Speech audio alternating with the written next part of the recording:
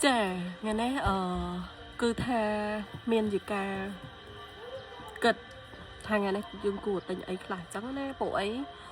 là te miên mòn mà chầm hiền sau trong thơ bỏ món rồi có xoa trụ món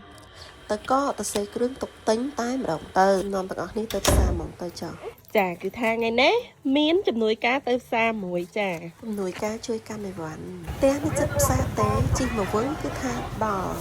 សាងឯនេះឧបអឃើញលក់បកងទៅបកងមកដល់ដូងដែរមកគីឡូទៅ25,000ទេទាំងអស់គ្នាហើយក៏គាត់ប្រាប់ថាបកងមកពីតកែវទៅនំតែចាប់ផ្ដើមដំបូងគឺអត់មានអីទេចាប់ផ្ដើមបកាត់ភ្លើងដើម្បីអាំងបកងហើយមានឆ្មាលេងជាមួយផងដែរ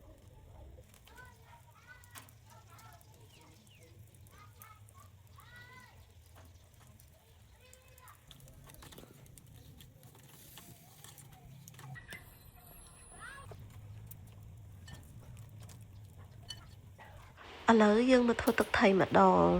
កុំភ្លេចម្ទេសក្រូចឆ្មាបុកឲ្យម៉ត់មកជាមួយស្ករប៊ីចេងដាក់ទឹកថៃចូលហើយកូរឲ្យសព្វមកច្បល់ហើយភ្លក់មកល្មមស្ទើរជូរថែមជូរមកល្មមឲ្យត្រូវមាត់យើងមកទឹកថៃចប់ដល់វគ្គយើងលាងមាន់ដើម្បីត្រៀម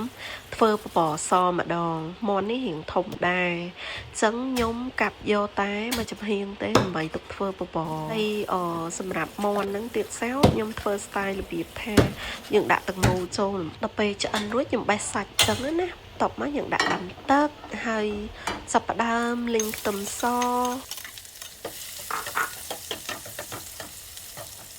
យើងដួសទុកខ្លះមកហើយបន្ទាប់មកយើងចាប់ផ្ដើមលីងក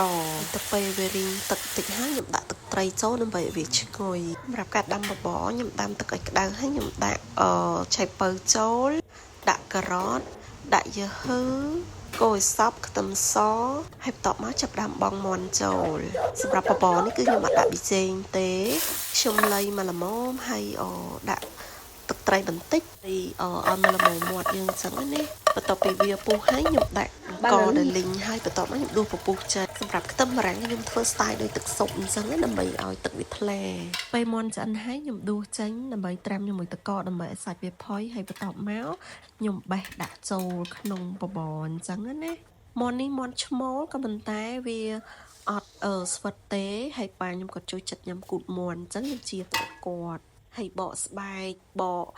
សាច់ចេញទុកឲ្យកូនស្រួលញ៉ាំអញ្ចឹងណាអូខេឥឡូវរួចរាល់ហើយតោះទៅមើល reaction គាត់ទាំងអស់គ្នា